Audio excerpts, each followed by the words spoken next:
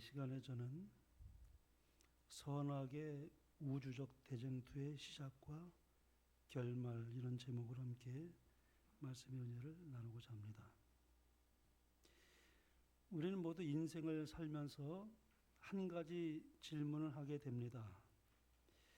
왜 세상에는 이렇게 많은 고통이 존재하게 되었을까요?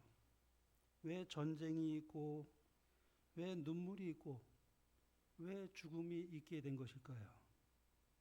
만약 하나님께서 정말 사랑의 하나님이시라면 왜 이러한 세상이 존재하게 된 것일까요? 이러한 질문들은 사실 인류가 수천 년 동안 던져온 질문이기도 합니다. 그런데 성경은 놀라운 사실을 말씀하고 있습니다. 이 세상의 문제는 단순히 우리 인간 사회의 문제만이 아니라 우주적인 문제라는 것입니다. 성경은 이렇게 기록하고 있습니다. 하늘에 전쟁이 있으니, 이 땅에 전쟁이 있기 전에 어디에 먼저 전쟁이 있었습니까? 하늘에 전쟁이 있으니 미가엘과 그의 사자들이 용과 더불어 싸울세, 그렇게 기록하고 있습니다. 이 성경은 말씀하고 있습니다. 이 세상에 존재하는 고통의 그 이야기는 사실 이 지구에서 시작된 것이 아니라고 말씀합니다.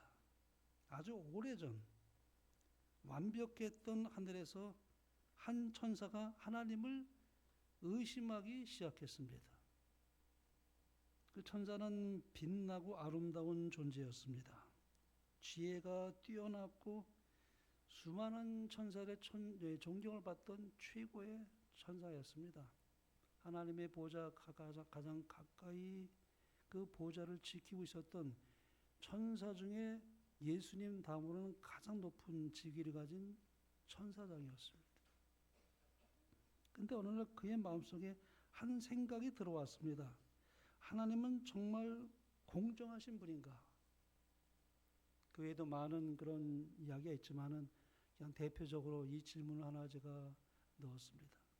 가장 빛나던 천사가 하나님을 의심하기 시작했습니다. 그리고 그 순간 우주 역사상 가장 슬픈 일이 발생한 것입니다. 죄가 하늘에서 시작된 것입니다. 창조주 하나님을 향해서 반역이 일어난 것입니다. 성경은 이렇게 말씀하고 있습니다. 큰 용이 내어 쫓기니 옛 뱀 곧 마귀라고도 하고 사탄이라고도 하는 온 천하를 꿰는 자라. 땅으로 내어 쫓기니 그의 사제들도 함께 내어 쫓기니라. 사탄은 하늘에서 이런 주장을 했습니다. 하나님의 법은 공평하지 않다. 하나님은 피조물의 자유를 제한시킨다. 사탄의 주장은 겉으로는 참 그럴듯했습니다. 하늘 천사의 천천만만 되는 천사의 3분의 1이 사탄의 이런 말에 넘어갔으니까요. 이 주장은 완전히 거짓이지만 즉시 드러나지 않은 거짓이었습니다. 만약에 하나님께서 바로 사탄을 멸하셨다면 사탄은 아마도 순교자처럼 보였을 것입니다. 봐라, 하나님은 나를 이렇게 억압하고 나를 죽였다. 하나님은 그래서 시간을 통해서 진리를 드러내시기를 원했습니다. 또 그렇게 할 수밖에 없었고요. 그래서 하나님은 시간을 허락하신 겁니다. 아직까지도 대쟁투의 그 결말은 끝나지 않았기 때문에 지금도 그 시간을 허락하신 그 이유는 사탄의 그 모든 주장이 잘못된 것임을 드러내기 위해서 하나님은 시간을 허락하신 겁니다. 즉시 제거하지 않았어요. 드러내게 하셨습니다. 핵심 원리는 그것입니다. 거짓은 시간이 지나야 정체가 드러난다. 이 세상에서도 그래요. 많은 경우에 거짓이 승리하는 것 같지만 나중에 보면은 진실이 밝혀지고 또 그렇게 해서 이제 뒤집어지는 경우도 있지 않습니까? 시간이 요구되는 것입니다. 그래서 하나님은 온 우주가 죄의 결과를 직접 목격하게 했습니다. 그래서 이 지구는 우주의 교과서가 됐어요. 이 참 엄청나게 광대한 우주에서 정말 티끌만도 못한 이 지구, 이 땅덩어리가 온 우주의 교과서가 됐습니다.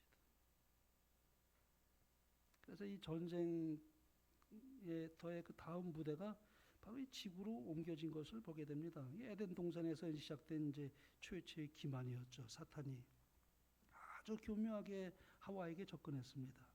뱀을 매개체로 사용했어요. 그래서 하와에게 질문했습니다. 하나님이 참으로 너희더러 동산 모든 나무의 실과를 먹지 말라 하시더냐? 이 사탄의 전략은 항상 같아요. 먼저 의심을 심어 놓습니다. 사탄뿐만 아니라 이 땅에서 사탄은 또 이 사람을 인간 대리자로 삼아서 많은 경우에 똑같은 전략을 그렇게 사용합니다. 정치적으로도 그렇고 이 세상의 모든 구조가 사탄이 이 세상의 임금이기 때문에 그렇게 역사합니다. 의심을 심어 놓는 거죠. 정말 하나님이 그렇게 말씀하셨을까? 의구심을 자아내게 만들어요. 그리고 마침내 그는 인류 역사상 가장 최대의 거짓말을 합니다. 너희가 결코 죽지 아니하리라. 이것이 바로 사탄의 최초의 거짓 설교였습니다. 이것은 하나님의 말씀을 정면으로 부정하는 것이었습니다. 영혼 불멸설, 이 영혼 불멸설이 가져온 두 가지 큰 오류가 있습니다. 이 거짓 교리에서 두 가지 극단이 생겼어요. 첫째는 뭐냐면 영혼 지옥설이에요. 땅에 많은 교회들이 있잖아요. 사탄의 이 주장에 많이 미혹이 되어가지고 수많은 교회가 영혼 지옥설을 믿고 있습니다. 만약 영혼이 죽지 않는다면 악인은 영원히 존재합니다. 그렇죠? 그래서 어떤 사람들은 말합니다. 죄인은 영원히 불 속에서 고통받는다. 그러나 이것은 하나님의 사랑과는 완전히 모순되는 것이죠. 사랑의 하나님께서 악인의 고통받는 것을, 영원히 고통받는 것을 하나님이 즐기신다? 상상할 수 있습니까? 도저히 우리가 받아들일 수 없는 오류죠. 그 다음에 두 번째는 보편 구원설입니다. 어떤 사람도 이렇게 말합니다. 하나님은 사랑의 하나님이시니까 결국에는 모든 사람을 구원할 것이다. 사랑의 하나님은 사람을 다 구원하실 거야. 그러나 이것도 성경과 맞지 않죠. 왜냐하면 하나님은 사랑이시지만 죄를 심판하시는 공의로운 분이시기 때문에 그렇습니다. 그러므로 성경은 이 두 극단을 다 거부하는 것입니다. 너희가 결코 죽지 아니하리라. 이 거짓말로 사탄은 수천 년 동안 사람들의 마음속에 하나님에 대한 신뢰를 완전히 무너뜨렸어요. 이 영원 지옥설 때문에 회의론자가 얼마나 많이 생겨난지 몰라요. 무신론자가 얼마나 많이 생겨난지 몰라요. 하나님의 품성을 오해하게 만든 이 거짓 오류로 많은 사람이 하나님을 오해하기 때문에 하나님을 믿지 않아요. 십자가가 증명하는 진리가 있습니다. 한번 생각해 보겠습니다. 만약 죄의 결과가 죽음이 아니라면 예수님께서 왜 십자가에 못 박히셨죠? 십자가는 죄의 결과는 죽음이라는 하나님의 선고입니다. 그런데 하나님은 세상을 사랑하셔서 그 죽음을 대신 감당하셨다는 이야기입니다. 그러므로 지구는 사실상 우주의 교과서예요. 예수님의 십자가, 내가 땅에서 들리면 모든 사람을 내게로 이끌겠노라 그랬어요. 그러니까 사람만이 아니라 온 우주에 십자가를 통해서 하나님의 사랑과 공의가 완전히 입증되는, 십자가는 정말 그것을 증명해주고 있는 진리입니다. 비록 죄가 세상에 들어왔지만 하나님은 인간을 버려두지 않으셨습니다. 오히려 하나님은 놀라운 구속의 계획을 준비하셨습니다. 이 성경 전체의 이야기를 압축해보면 바로 갈바리 십자가의 한 장면으로 그 초점이 모아져요.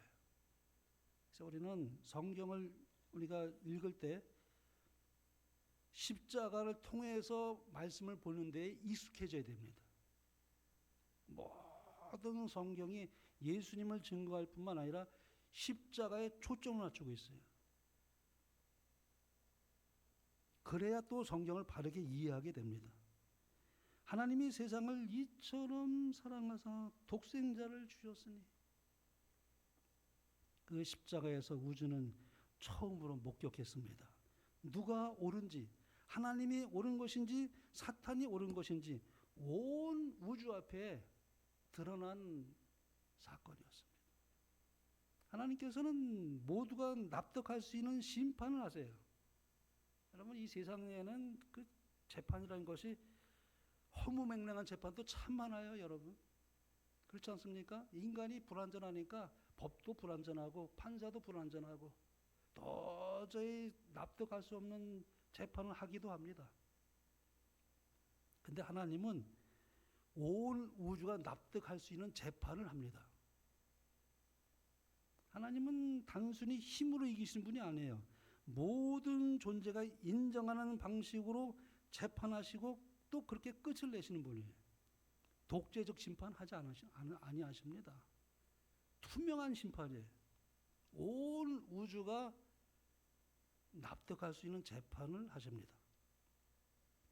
그 결과 하나님은 공의롭고 자비하시다. 모든 존재가 인정하도록 심판하십니다. 십자가는 두 가지를 보여주죠. 죄가 얼마나 흉악한 것인지, 그 죄의 결과를 보여주고 있어요. 그 다음에 측량할 수 없는 하나님의 그 놀라운 무한한 사랑을 보여주신 것이 십자가입니다. 갈보리에서 우주의 왕이 피조물을 위해서 죽으셨다는 이야기입니다. 상상할 수 없는 얘기예요. 십자가는 승리였지만 구속의 이야기는 아직 여기서 끝나지 않았습니다. 성경은 마지막 장면을 우리에게 이렇게 보여줍니다. 거룩한 성이 내려오는 장면이에요. 천년이 끝나면 하늘에서 거룩한 성이 내려옵니다. 또 내가 보면 거룩한 성 새 예루살렘이 하나님께로부터 하늘에서 내려오니 그랬습니다. 이때 악인들이 부활합니다. 하늘에서 새 예루살렘 도성이 천년 후에 이 땅에 이제 내려오게 될 때 악인들이 부활합니다. 수많은 인류가 다시 살아나게 될 것입니다. 거기에는 왕들도 있고 장군들도 있고 철학자들도 있고 평범한 사람들도 아마 있을 것입니다. 인류 역사 전체가 다시 무대에 서는 그런 정말 순간이라고 말할 수 있습니다. 악인들도 부활하는 이유는 왜 그럴까요? 악인들이 왜 부활할까요? 그것은 예수님께서 악인들을 위해서도 십자가에 못 박혔기 때문이라고 생각합니다. 예수님의 십자가는 의인들을 위한 것만이 아니라 누구까지도요? 악인들까지도 위해서 십자가에 못 박혔어요. 물론 그들은 예수님을 믿지 않았기 때문에 부활 후 심판을 받아 영원한 멸망에 들어가겠지만 실제로 성경을 보면은 악인의 부활에도 중요한 의미가 있습니다. 단순히 형벌을 주기 위한 것이 아니라 예수님의 십자가와 하나님의 공의가 온 우주 앞에 완전히 드러나는 과정을 그렇게 연결시키고 있습니다. 성경은 의인과 악인의 두 부활을 언급하고 있습니다. 예수님은 분명하게 두 종류의 부활을 말씀했어요. 선한 일을 행한 자는 생명의 부활로, 악한 일을 행한 자는 심판의 부활로 나오리라. 또한 바울도 동일하게 이렇게 말했습니다. 의인과 악인의 부활이 있으리라. 성경은 분명히 의인만 부활하는 것이 아니라 악인도 부활한다고 말씀합니다. 왜 악인들도 부활하는가?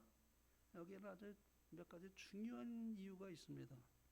첫째, 하나님의 공의가 공개적으로 드러나기 위해서입니다. 하나님은 아무도 이해하지 못한 채 멸망시키지 않으세요. 마지막 심판에는 모든 존재가 하나님의 판단이 옳다는 것을 보게 될 것입니다. 하나님의 재판은 어떻다고요? 투명한 재판이에요. 또 모두가 이해할 수 있는 재판으로 이 세상에 존재하는 모든 사람에게 납득할 수 있는 재판을 의인들에게뿐만 아니라 악인들에게도 그것을 입증시키는 재판이에요. 그렇기 때문에 악인들도 부활해야만 합니다. 바울이 이렇게 말했습니다. 기록되었을 때 주께서 이르시되 내가 살았노니 모든 무릎이 내게 꿇을 것이요 모든 혀가 하나님께 자백하리라. 즉 마지막에는 천사나 의인이나 악인 모두가 하나님의 공의를 인정하게 될 것이라는 것입니다. 위로가 됩니까? 큰 성도들에겐 큰 위로가 됩니다. 세상에서는 억울한 일도 많이 당할 수 있지만 하나님은 한 사람도 억울하게 만들지 않으셔요. 그 재판은 아주 공정하고 완전하고 투명하고 공의롭고, 그래서 우리 성도들은 참 위로가 되는 것입니다. 십자가가 온 우주 앞에서 완전히 증명되기 위해, 그래서 하나님은 악인들에게도 부활을 허락하셔요. 말씀하신 것처럼 매우 중요한 사실이죠. 예수님의 십자가는 모든 인간을 위해서 주어진 겁니다. 여기 요한복음 3장 16절 이렇게 말씀하지 않습니까? 하나님이 세상을 이처럼 사랑하사 독생자를 주셨다. 그래서 이 세상은 악인도 포함되고 의인도 다 포함되는 거예요. 그래서 우리 칼뱅이 예정론을 이제 주장할 때 이제 그 예정론에는 말하기를 의인들만을 위한 십자가에 못 박힌 것으로 그렇게 이해를 합니다만 절대 그렇지 않아요. 의인들만을 위해 십자가에 못 박은 게 아닙니다. 하나님이 세상을 이처럼 사랑하사 그랬어요. 이 세상은 악인, 의인 다 포함하는 것입니다. 의인만을 위해서 죽은 것이 아니라 구원받지 못한 사람들까지 포함한 모든 인류를 위해서 죽으신 거예요. 그래서 악인들도 한 번은 부활해요. 부활합니다. 그러므로 마지막 심판에서 분명히 드러나는 사실은 이것입니다. 그들이 구원받지 못한 이유는 구원이 준비되지 않았기 때문이 아니라 그들이 그것을 거절했기 때문이다. 이것을 입증해 보이는 거예요. 모든 사람이 그리스도를 직접 보게 되도록 하기 위해서 하나님은 악인을 부활시켜요. 성경은 마지막에 모든 사람이 예수님을 보게 된다고 말하지 않습니까? 그를 찌른 자들도 볼 것이요 그랬어요. 예수님은 십자가의 그 찌른 자, 그들도 부활해서 예수님을 보게 될 것이라고 말씀하고 있지 않습니까? 십자가를 거절했던 사람들도 예수님이 누구인지 그분이 무엇을 하셨는지를 직접 보게 될 것이라는 것입니다. 아주 엄숙한 순간이죠.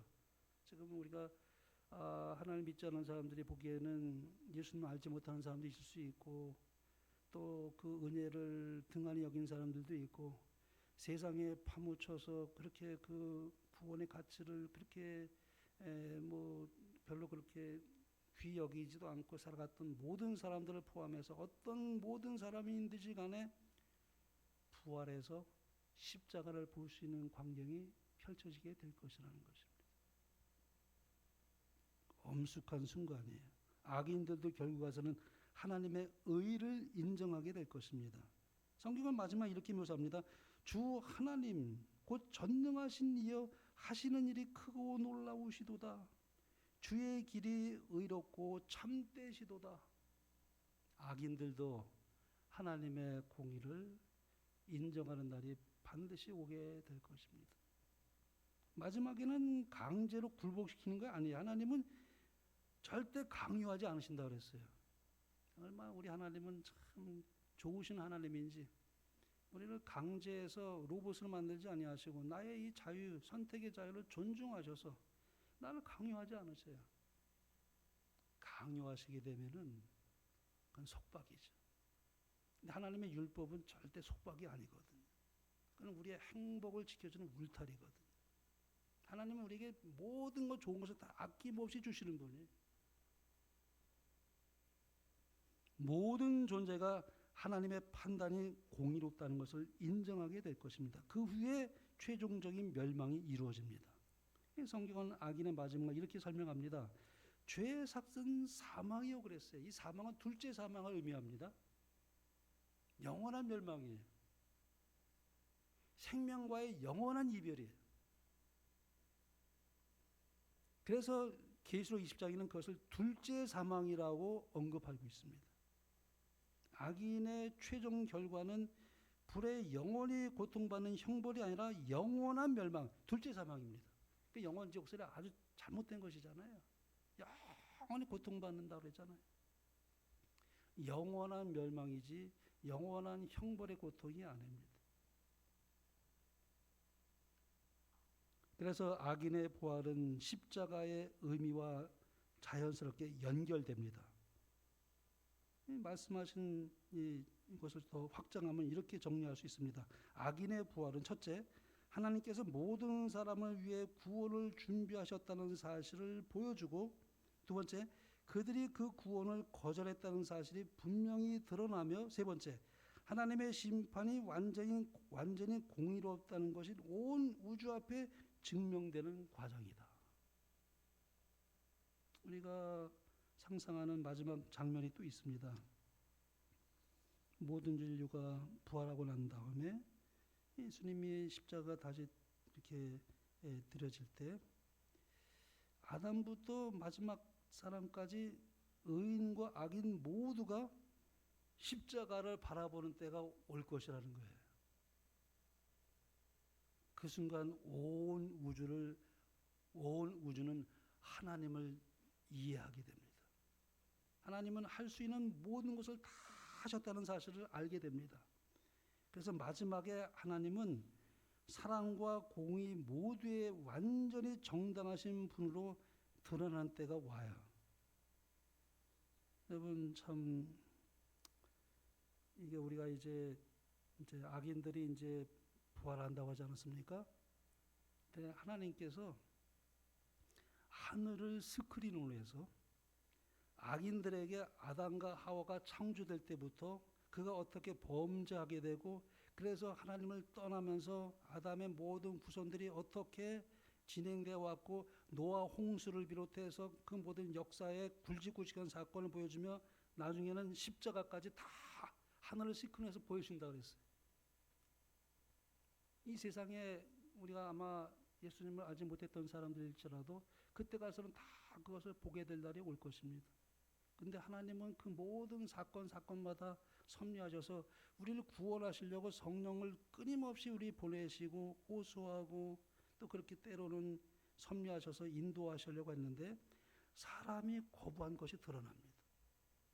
하나님에게는 절대적으로 공의로운 것이, 사랑이 많은 것이, 그를 구원하기 위해서 하나님은 모든 것을 다 했다는 것이 하늘의 스크린에서 다 그것을 보여준다는 거예요.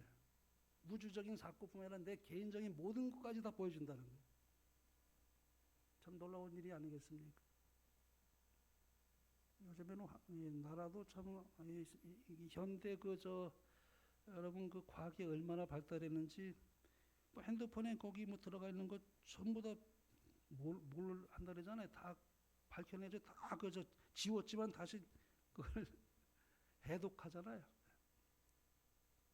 사람이 그렇게 하는데 하물며 하나님은 모든 나의 동기와 나의 모든 행실과 그 모든 역사 가운데서 하나님을 내가 거절했던 그 모든 과정이 다 하늘을 시큰해서 보여준다는 거예요.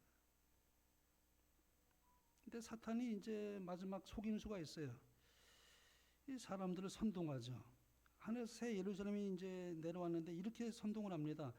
그들을 미혹하여 땅의 사방 백성 곧 곡과 마골 모아 싸움을 붙이니. 이게 참 놀라운 일이에요. 사탄이 참 말합니다. 저 성을 공격하면 우리가 얼마든지 차지할 수 있다. 악인들을 부활한 악인들을 선동해가지고 보이는 예루살렘에 우리가 쳐들어가자, 공격하자, 저 예루살렘 뜻은 우리 힘으로 차지할 수 있다라고 또 그렇게 한다 그래요. 사탄이. 그래서 수많은 사람들이 하나님의 성을 향해서 진군합니다. 이것은 인류 역사의 마지막 반역이에요. 부활하고 나서도 그게 고쳐지지 않는 거예요. 고쳐지지 않습니다. 우리가 우리의 품성은요, 무덤에 들어갈 때 그거 그대로 부활할 때 그걸 가지고 일어납니다. 우리가 품성이 얼마나 중요한지 아시겠죠? 하늘에 적합한 품성을 이루는 것이 얼마나 중요한지. 우리가 이 품성을 이루지 못하면 하늘에서 하나님 우리를 데려가시기를 원해도 우리가 거기서 적응해서 살 수가 없어요. 왜냐하면 그 품성 그대로 가져가기 때문에 그렇습니다. 우리 말 하나하나, 우리의 행실, 우리의 마음의 씀씀이, 다른 사람에게 행한 모든 우리의 그 어떤 말 하나하나도 우리의 품성에 얼마나 영향을 미치는지 몰라요. 이 사탄이 악인들을 선동해서 예루살렘을 공격합니다. 마지막 반역이죠. 그때 하늘에서 이제 거대한 장면이 이제 펼쳐지면서 아까 말씀드린 것처럼 하늘을 우주의 스크린을 이렇게 펼쳐서 모든 것을 드러냅니다. 갈보리의 십자가 선명하게 드러납니다. 그 장면을 보는 순간 사람들은 깨닫습니다. 하나님이 우리를 얼마나 사랑하셨는고, 예수님의 그 희생이 얼마나 무한한 희생이었는지. 그런데 그들이 그것을 거절했다는 것을 알게 됩니다. 십자가를 거절했던 사람들이 이제 직접 그것을 보게 됩니다. 그 순간 많은 사람들이 가슴을 치는 일이 있게 될 것이라고 말씀합니다. 성경은 이렇게 말하죠. 하늘에 있는 자들과 땅에 있는 자들과 땅 아래 있는 자들과 모든 무릎을 예수 이름에 꿇게 하시고 그랬어요. 의인만 무릎을 꿇는 것이 아니에요. 악인들도 무릎을 꿇습니다. 심지어 사탄도 하나님의 공의를 인정하게 돼요. 가장 슬픈 깨달음은 그거예요. 많은 사람들이 이렇게 말할 것입니다. 우리가 틀렸구나. 우리가 잘못 생각했구나. 우리가 구원을 받아들이는 것을 거절했구나. 어떤 사람들은 이렇게 외칠 것입니다. 우리가 한 번만 더 기회를 가졌다면 얼마나 좋을까? 하지만 인생은 이미 선택이 이루어진 것입니다. 다시 그 기회가 주어지지 않습니다. 하나님의 심판이 완전히 공의롭다는 것이 드러내는 그 순간 온 우주가 비로소 이해하게 됩니다. 하나님은 아무도 억지로 멸망시키지 않으시는 분이다. 하나님은 모든 사람을 구원하기 위해 모든 것을 다 하신 분이시다. 그래서 온 우주는 이렇게 고백합니다. 주의 길이 의롭고 참되시도다. 그것이 마지막 대쟁투의 결론이에요. 그리고 새로운 우주가 시작됩니다. 그 하나님은 완전히 새로운 세상을 만드십니다. 보라 내가 만물을 새롭게 하노라. 이때부터 고통과 눈물과 죽음 이 모든 것은 완전히 사라집니다. 그러므로 대쟁투의 마지막 심판은 단순히 누가 벌을 받는가에 대한 이야기가 아닙니다. 예수님의 손과 발의 상처는 천국에서 영원히 남아있을 거라고 그래요. 참 이건 정말 무한한 신비입니다. 이 땅에서 우리와 똑같은 인상을 입으시고 죄된 모형으로 오셔서 가정 고초를 당하시고 십자가에 못 박히셔서 그 옆구리에 난 상처와 손과 발에 난 그 상처를 영원히 그 흔적을 남긴다는 것입니다.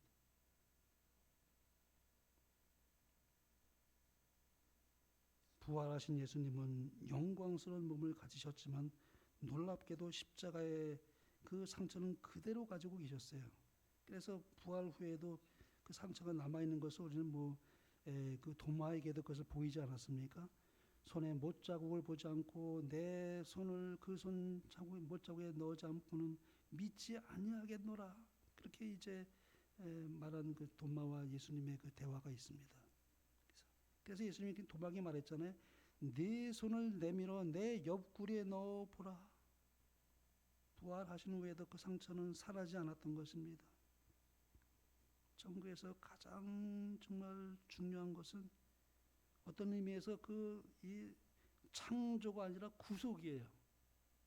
여러분, 이 구속은 참 창조를 승화시키는 또 하나의 이 재창조는 참 놀라운 정말 위대한 영원한 기념비가 될 것입니다.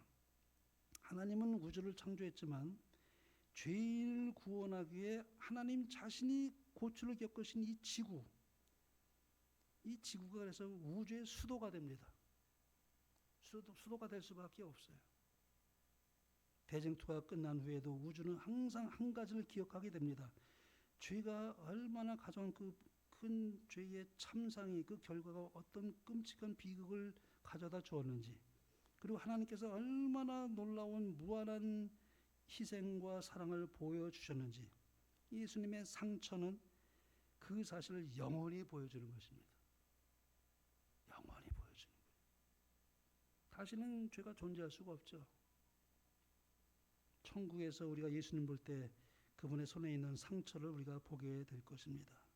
그 순간 우리는 깨닫게 됩니다. 내가 여기 천국에 온 이유는 내가 훌륭해서가 아니라 그분이 나를 위해 상처를 받으셨기 때문이다. 그래서 성경은 하늘에서 이런 찬양이 울려 퍼진다고 말합니다. 죽임을 당하신 어린 양은 능력과 부와 지혜와 힘과 존귀와 영광과 찬송을 받으시기에 합당하도다. 우주 역사에서 가장 높고 크신 영광은 그래서 십자가입니다. 천국에서 어떤 아이가 예수님께 물을지 몰라요. 우리가 어떤 아이들은 예수님을 알 수 있는 기회도 갖지 못하고 아주 정말 어릴 때에 갓나이는 이렇게 한다가 죽을 수도 있고, 정말 아주 어린 그 아이들은 부활할 때 그 어머니에게 천사가 그 품에 안겨다 준다 그랬잖아요. 그러니까 아이들도 구원 얻을 수가 있는 거예요. 그 어머니 신앙이 그래서 아주 중요합니다. 어머니의 신앙으로 많이 그 아이들이 구원을 받는다고 그랬어요. 부모가 어떠하냐에 따라서 그 아이가 결정되는 거예요. 이제 아이가 하늘에 갔는데 예수님 왜 이렇게 손에 상처가 있어요? 그때 예수님은 바로 미소 지으며 그렇게 말씀하실 것입니다. 너를 하늘집으로 데려오기 위해서란다. 그 순간 천국 전체는 다시 한번 깨닫게 됩니다. 구원의 값이 얼마나 컸다는 사실을 상상할 수 없는, 그 상처는 영원히 사라지지 않습니다. 그 상처는 우주 역사에서 가장 아름다운 상처로 하나님께 영광을 돌리게 되는 근원이 될 것입니다. 정리해보면 그렇습니다. 예수님께서 상처가 난 것을 천국에도 남아게 된 이유는 구원의 영원한 기념이기 때문에 그랬고요. 두 번째, 하나님의 사랑을 우주가 영원히 기억하도록 하기 위해서. 세 번째, 구원받은 사람들에게 은혜를 영원히 상기시키기 위해서. 네 번째, 십자가가 우주 역사에서 가장 큰 승리이기 때문임을 신뢰하며 참된 진리의 국경에 설 수 있도록 하는 하나님의 놀라우신 깨달음과 섭리가 있다는 것입니다. 그래서 천국에서는 가장 영광스러운 존재는 천사들이 아니라 구원받은 죄인들이에요. 이게 또 하나는 구성의 놀라운 신비입니다. 하늘에 가면은 천사들보다 이 땅에서 죄 가운데 살다가 구원받은 사람들이 그처럼 높아지는 은혜를 가지게 될 것입니다. 성경을 보면 천사들은 거룩하고 죄를 경험하지 않은 존재들이지만 놀랍게도 하나님은 구원받은 인간들을 매우 특별한 위치에 두고 있다는 사실을 성경은 말씀하고 있어요. 천사들은 죄를 경험하지 않았어요. 그러나 인간은 죄에서 구원받은 존재입니다.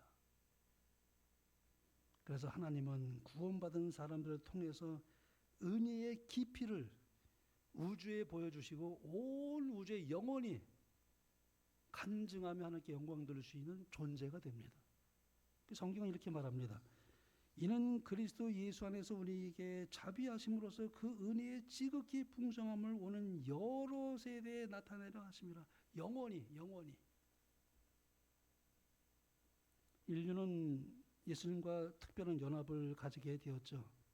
그래서 정말 구원받은 사람들은 하나님과 깊은 사랑을 경험한 존재들이에요. 이 천사들은 그것을 알 수가 없어요. 물론 천사들도 하나님을 사랑합니다. 그러나 인간은 용서받은 사랑을 경험한 거예요. 예수님께서 말씀했습니다. 많이 용서함을 받는 자가 많이 사랑하느니라. 이 죄의 깊이를 경험한 사람들은 구원의 은혜가 더 깊이 이해가 되는 거예요. 그래서 그들의 사랑은 특별한 깊이를 가질 수밖에 없어요. 천사들이 그랬습니다. 우리 구원받는 우리들을 보면서 저들이 받은 그 사랑과 은혜가 얼마나 크다는 것을 안다면 입에서 저렇게 원망 불평이 나오지 않을 거라고. 난 차라리 내가 만약에 자리를 바꿀 수 있다면 난 저 사람들과 바꾸면 좋겠다. 천사들이 그렇게 부러운 눈으로 바라본다 그랬어요. 하늘에 가면 우리가 받는 그 영광과 특권은 상상을 불허합니다. 많이 용서함을 받은 자가 많이 사랑하느니라. 이 땅에서 우리가 참 시련과 어려움이 있는 이런 일들이 있지만 그러나 끝까지 주님을 사랑하고 그 말씀대로 살아가는 사람들이 하늘에 가서 받는 구원의 그 상급은 상상을 불허합니다. 그래서 성경은 성도들이 천사들보다 높은 역할을 하게 될 것을 말씀하고 있어요. 그들의 세세토록 왕노릇하리로다. 구원받은 인간이 얼마나 높이 존경하게 받는지를 여실히 보여주는 말씀이에요. 천사들도 구원 이야기를 배우고 있다고 그러지 않습니까? 그 구원의 신비를 더 깊이 보고 싶어 한다고 말씀하고 있지 않습니까? 천사들도 살펴보기를 원하는 것이니라. 근데 여러분, 이 땅에서 우리는 그것을 경험한 사람들이 하나님의 사랑을 더 많이 체험하게 됩니다. 그 죄에서 우리가 구원받는 것이 얼마나 크다는 것을 알면 알수록 내가 얼마나 철저한 죄인이고 흉악한 죄인지를 내가 많이 보게 될 때에 그 가운데서도 하나님은 나를 사랑하시고 나를 용서하시고 나를 받아주시고 내가 그렇게 실수하고 넘어질지라도 또 나를 일으켜 세워주셔서 하나님을 의지하도록 그렇게 섭리하신 그 놀라운 하나님의 사랑, 그 이야기는 하늘에 가서 끝이 없는 거예요. 그 사랑은 영원한 사랑의 이야기로 우리가 그렇게 간증하게 될 것입니다. 그래서 우리의 행실 하나하나가 다 기록적이 기록된다고 그랬어요. 우리의 말 하나하나가 다 기록이 된다고 그랬습니다. 어떻게 그 말 하나하나로 하나님께 영광을 돌렸는지, 어떻게 많은 사람들에게 그 말로 아름다운 그리스도의 향기를 뿜어내는지 그 기념책이 다 기록이 된다고 그랬어요. 천국에서 구원받는 사람들의 특별한 이유는 이제 이 이야기를 드리고 이제 마치겠습니다. 그들은 하나님의 은혜에 살아있는 증거가 될 것입니다. 두 번째, 예수님이 인간이 되셔서 인류의 영원히 연합한 인성을 영원히 보유하시기 때문에 그 똑같은 인성을 입은 우리가 그만큼 하늘로 높임을 받게 되는 존재가 된다는 것입니다. 죄에서 구원받은 사람을 가장 깊이 이해하기 때문에 하나님은 그들을 자기의 자녀로 삼으시고, 그래서 천사의 누구에게 아들이라 칭함을 한 적이 있었느냐라고 말씀합니다. 천사는 구원받은 사람들을 부리는 영이라고 그랬어요. 그러나 어느 누구에게 천사에게 넌 내 아들이다. 내가 너를 낳았다는 말을 한 것이 있느냐 히브리서에 이렇게 말씀하고 있어요. 그래서 구원받은 성도들은 천사들이 가지 못한 독특한 영광을 하나님께서 허락하시게 될 것입니다. 이 은혜와 특권과 영광을 누리시게 되는 여러분과 제가 되기를 바라며 말씀을 마치겠습니다.